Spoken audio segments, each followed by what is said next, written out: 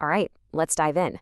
We're going to look at one of history's most powerful stories, but we're going to do it through a really unexpected lens, a potato. Seriously, we're using Anne Frank's writings as our guide to see what something so simple can teach us about conflict, hope, and what it means to be human when you're under the most intense pressure imaginable.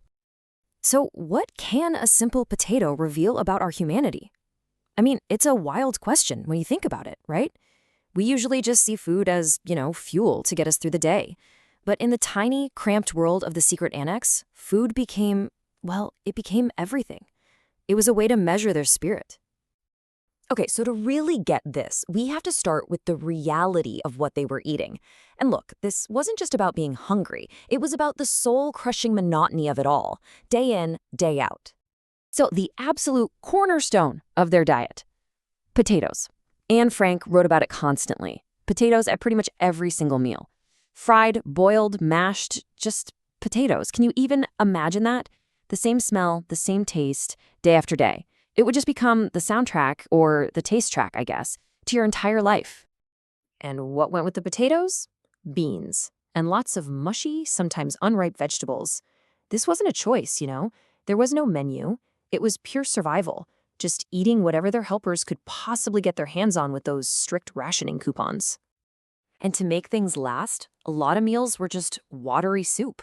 I mean, sure, it was warm, but it offered almost no real nourishment. It was just a way to fill your stomach for a little while. And to top it all off, stale bread. So let's recap. Potatoes, beans, watery soup, stale bread. That's it. That's their entire culinary world. So you gotta ask, right? What happens when something, anything, comes along to break that monotony? Well, here's what happens. One summer, their helpers brought strawberries, and it was like a miracle, a full-blown celebration. They ate them, they canned them, but Anne also writes that they fought over them. Just think about that. Even a moment of pure, unexpected joy was shot through with this tension of scarcity. It just goes to show how fragile happiness was in their world. Now, this constant state of not having enough, it had a much deeper effect than just a rumbling stomach.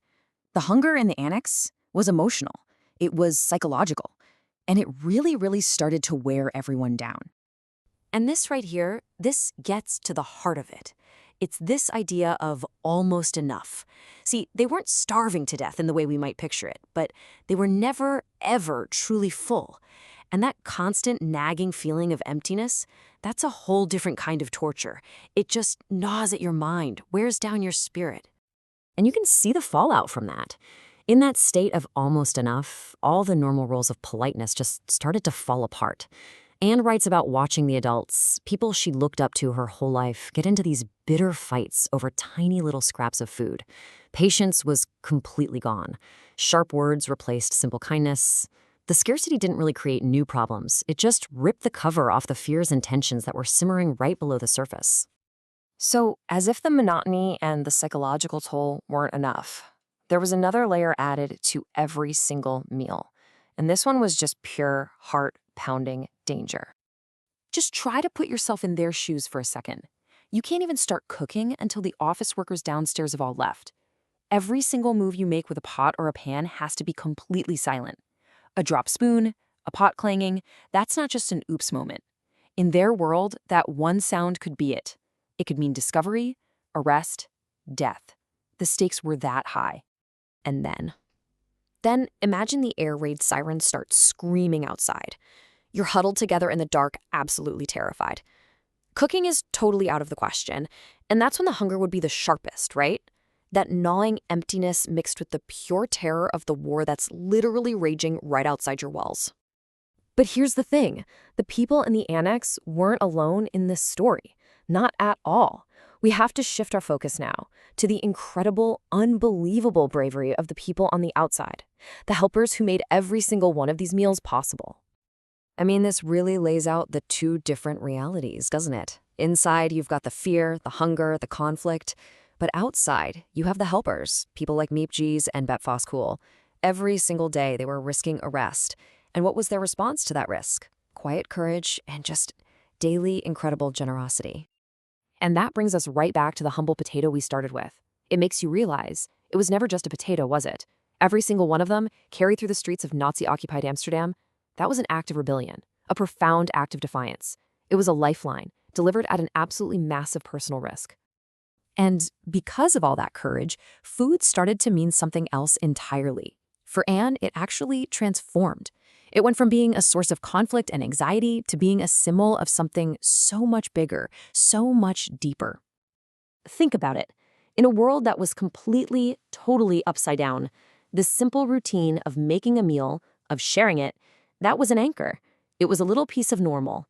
It was a way of saying, hey, life is still going on. We are still here. And on top of that, every single meal was a physical reminder of their helpers' bravery. It was actual, tangible proof that even in the absolute darkest of times, goodness and generosity were still out there in the world. So what does that all add up to? Hope. Ultimately, every meal became a symbol of hope. It was a belief in a future where they weren't trapped in the annex, a future where they could be free again. It was, quite literally, an act of faith served up on a plate. And Anne herself really just nails it with this quote. She says, "Humanity can survive on little, but not on nothing." And that's it, isn't it? Yeah, you need food to physically survive, but to keep your spirit alive, for that, you need more. You need hope, you need generosity, you need the courage of other people. Which kind of leaves us with a big question for our own lives, doesn't it? I mean, we live in this world of abundance. So what do our meals really mean to us?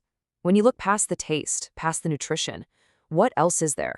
What stories of courage, what history, what acts of hope might be hiding on our own plates?